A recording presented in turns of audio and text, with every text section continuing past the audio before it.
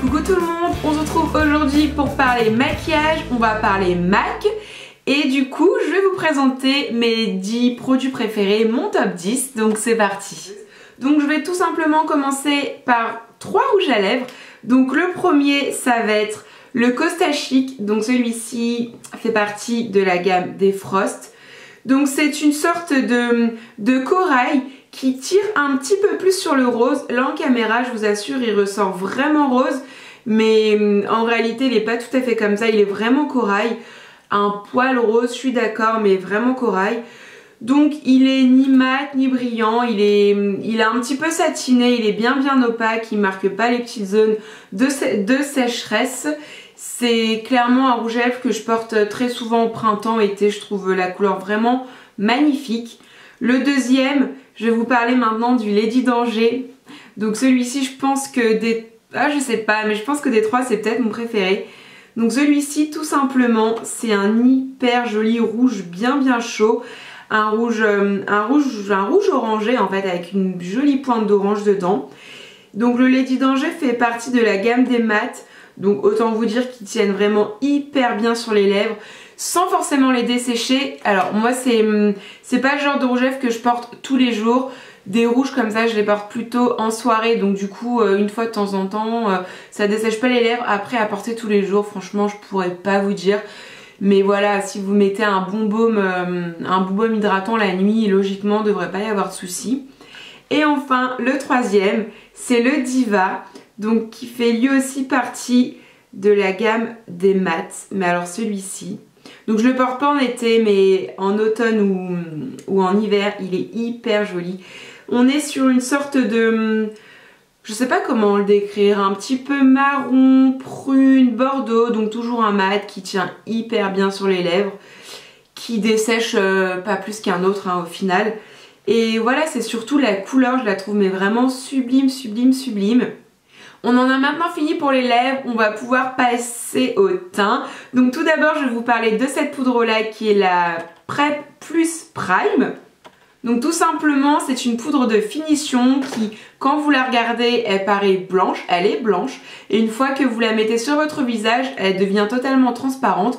Donc c'est une poudre de finition qui va permettre de matifier votre teint et qui va également permettre de le fixer tout simplement et de le faire tenir beaucoup plus longtemps. Elle descend mais vraiment pas vite du tout. Franchement ça doit faire pas mal, je sais pas, peut-être presque un an que je l'ai. Et je la mets pas tous les jours puisque j'alterne avec d'autres, mais j'en mets vraiment très régulièrement. Ensuite, toujours pour rester dans le teint, bon alors ça si vous regardez mes vidéos, vous devez vous douter un petit peu de quoi je vais vous parler. Donc je vais vous parler du Pro Longwear. Donc ça c'est tout simplement un cache-cerne, donc un anti-cerne que moi j'ai en teinte NC20. Donc un poil plus clair mais vraiment très légèrement plus clair que ma carnation pour bien illuminer mon dessous de l'œil. Parfois j'en mets également un petit peu au niveau du front et du menton.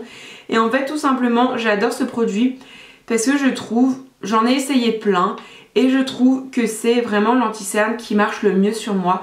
C'est-à-dire qui camoufle. Alors j'ai pas des gros problèmes de cernes. Elles sont là comme tout le monde mais c'est pas non plus horrible.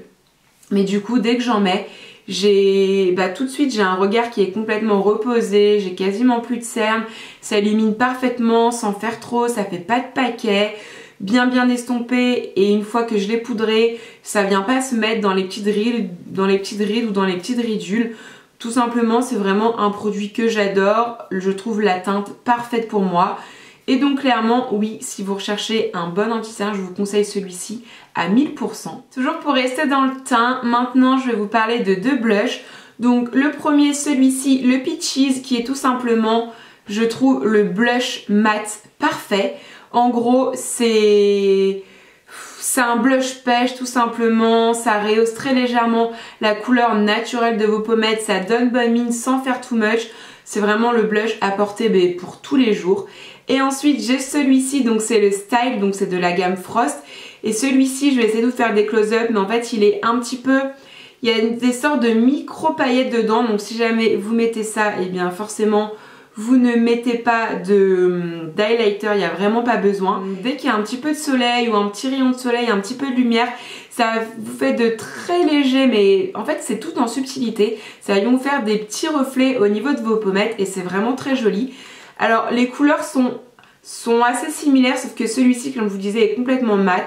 Et celui-ci, vous avez des sortes de nacre ou de micro paillettes. C'est même pas des paillettes parce que c'est vraiment très très subtil et très fin à l'intérieur. Et celui-ci, bah, franchement, dès qu'il y a un petit rayon de soleil, je sais qu'il va y avoir un petit peu de lumière. J'ai envie d'accrocher la lumière, mais sans faire too much et sans mettre d'highlighter. Bah concrètement, c'est tout le temps celui-ci que je choisis. Ensuite, un autre produit que j'utilise quasiment tout le temps et depuis pas mal de temps, donc ça va être le Pen Pot. Donc le Pen Pot que j'ai en teinte soft ocre, donc une teinte un petit peu jaune. À la base, c'est un fard à paupières en crème. La première manière de l'utiliser, ça va être, bah, comme son nom l'indique tout simplement, de l'utiliser comme un fard à paupières crème. Deuxième, vous pouvez l'utiliser en tant que base et moi je l'utilise souvent de cette façon-là en fait, puisque c'est assez jaune, donc du coup ça rejoint beaucoup la couleur de ma peau. Donc du coup je l'utilise en tant que base, ça accroche vraiment beaucoup mieux je trouve les fards à paupières que je vais mettre après, ça plisse pas dans les petites rides, dans les petites ridules, dans le petit pli de l'œil, vraiment je trouve ça top. Ou enfin ce que je fais également de temps en temps quand j'ai vraiment pas trop envie de me maquiller ou je veux vraiment un maquillage hyper nude et j'ai envie de rien mettre sur les yeux, pour camoufler un petit peu des petites rougeurs ou des petites vaisseaux ou des choses comme ça et vraiment avoir tout simplement avoir la paupière bien unifiée. Venir utiliser ce produit là. Avant-dernier produit dont je vais vous parler, on va parler un petit peu pinceau et là j'en ai vraiment un.